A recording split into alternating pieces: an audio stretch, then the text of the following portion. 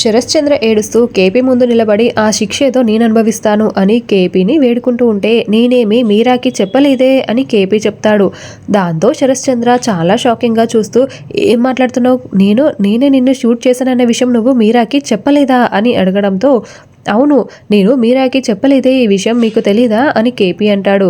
వెంటనే శరశ్చంద్ర చాలా సంతోషపడుతూ ఆనంద బాష్పాలని కారుస్తూ కేపీ చేతుల్ని పట్టుకొని నా చెల్లెలికి ఈ విషయం తెలియదని చెప్పి నా నెత్తిన పాలిపోసావు కేపీ, నువ్వు నాకు ఇంత మంచి సహాయం చేశావు కదా, నువ్వు ఏం చేయమన్నా నేను చేస్తాను కేపీ, నీకేం కావాలో అడుగు అని శరశ్చంద్ర అడగడంతో నేను ఏం చేయమన్నా చేస్తారా అని కేపీ అంటాడు. నేను చేస్తాను, నువ్వేం చేయమన్నా చేస్తాను అని శరశ్చంద్ర మరోసారి కన్ఫర్మ్ చేస్తాడు. అయితే భూమిని మీరు కన్న కూతురిగా ఒప్పుకోండి అని కేపీ అంటాడు.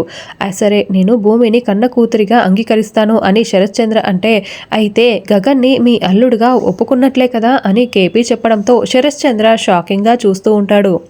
ఇక గగన్ అయితే ఇంటి ముందు గార్డెన్లో నిలబడి భూమి సూర్య కారులో వెళ్ళడం అదే గుర్తు చేసుకుంటూ చాలా బాధపడుతూ రగిలిపోతూ ఉంటాడు. తప్పుగా అర్థం చేసుకుని ఉంటాడు కదా. ఇంకా అప్పుడే భూమి పరిగెత్తుకుంటూ వచ్చి గగన్ని వెనుక వైపు నుండి బావా అంటూ ఏడుస్తూ హక్ చేసుకుంటుంది.